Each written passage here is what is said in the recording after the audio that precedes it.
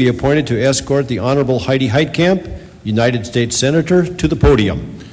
Questions on the motion of Representative Bigasau that the Committee of Two be appointed to escort the Honorable Heidi Heitkamp, United States Senator, to the podium? All in favor signify by saying aye. Aye. Opposed, nay. Motion carried. The Speaker appoints Representative Carlson and Representative Onstead.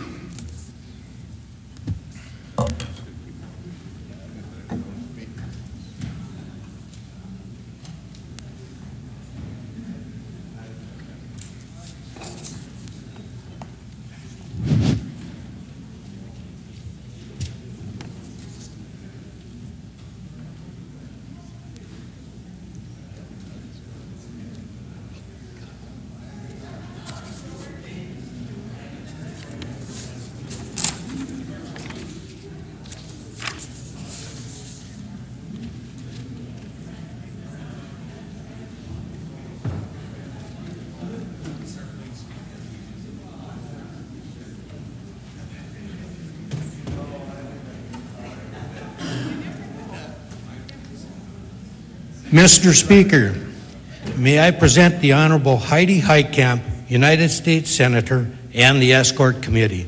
Let the committee be received.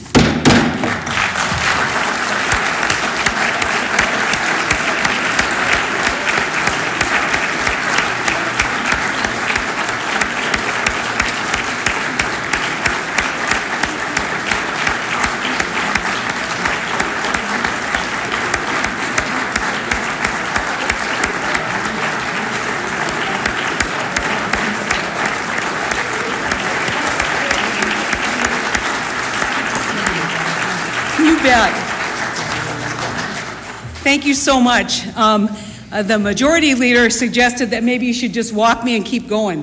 But I know he didn't mean it. We have great fun. Man, I miss this place. And it takes me back to when I was a bill status reporter and sat right about there. And it's where I fell in love with state government, right on this floor. When people actually came together. It was Dick Baucus. That year it was 50-50, and it was Dick Baucus and Earl Strinden. And in spite of all the challenges that North Dakota had and the discussions, somehow you managed to get the job done. And that really is the tradition that I miss desperately in Washington, D.C. And so thank you so much for an opportunity to just visit with you just a little bit. I hopefully won't take up a lot of your time, although I bet you conference committees are meeting and decisions are getting made. And so this is crunch time for you all, so I can't tell you how much I appreciate the time. Because I have now had 2.5 years of representing the people of North Dakota and Washington, D.C. It is the greatest honor of my life. It also informs every decision that I make. I think about the good people that we all represent, and I marvel at this wonderful opportunity we have. Most of you know North Dakota has an amazing story. We've seen farm and energy economies lift us beyond what we ever thought was imaginable, creating jobs and bringing business, supporting revenue and growth. It's true, that's true whether corn's $9 a bushel or $3 a bushel. And it's true whether oil's $100 a bushel or $20 a bushel. I think our strength has always been in the people that we serve and in the land that we inhabit.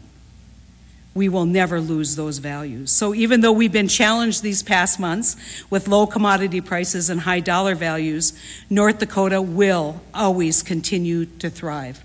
We always have. However, hoping for growth is not a strategy. I think we need to renew our goal of a strong and diverse economy. That means making sure our agricultural sectors and energy sectors continue to grow and thrive. But we must build strong manufacturing base, including unmanned aircraft or remotely piloted aircraft. I think we can boost small business and startups. It's where about 95% of our businesses in our state occupy that space of small business. And we can support the other industries that keep our economy strong well into the future. I think the single biggest challenge we have in serving North Dakota is the development and retention of a skilled and ready workforce. Think about that. You're currently spending millions of dollars to recruit new workers into North Dakota. And I see the signs all over for the good life. But I think slogans have to reflect reality. And all that effort can be completely undone if we don't have policies that welcome and retain the next generation of workers. So issues in the past that have seen really irrelevant to economic growth, I think now take center stage. First, I think we can't be a state that is seen to discriminate. As young and talented minds come to the realization that the work that they do, whether it is in cybersecurity, programming, even medicine and accounting, can be performed any place in the world, we've got to create an environment here that will keep those people and those jobs right here in North Dakota. We have to support our university and colleges, and that includes our tribal colleges. It might be tempting for you all to reduce your support for higher education because there's tough times. I think that is the wrong approach on so many levels. I think those are the engines of the future of our economy. And the work that they do there is critical not only in terms of applied research, but building that workforce.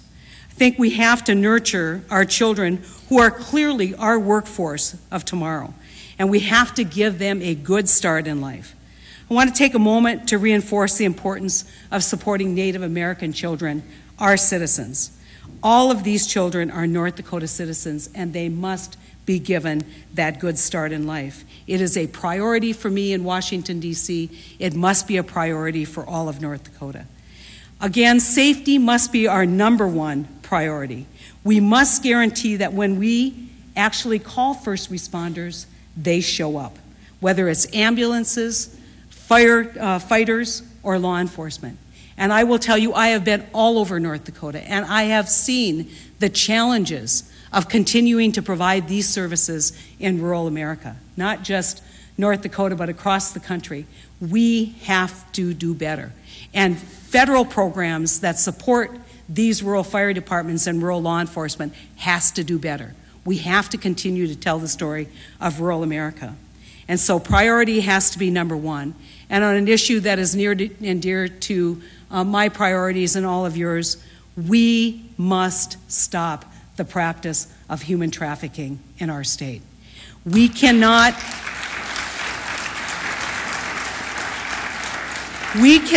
allow modern day slavery. It is just not acceptable. And I think for those of you who are doubters, I suggest that you read the Minot Daily this week and read about a 14-year-old being used in a prostitution ring in our state.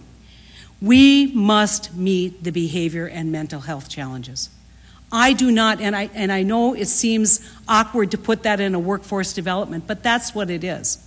I talk to employers who say, we can't get people to pass tests that they need to pass. We cannot fill our jails with people who need a help of a different sort. We cannot let our schools be first responders to families. We have to build out these resources.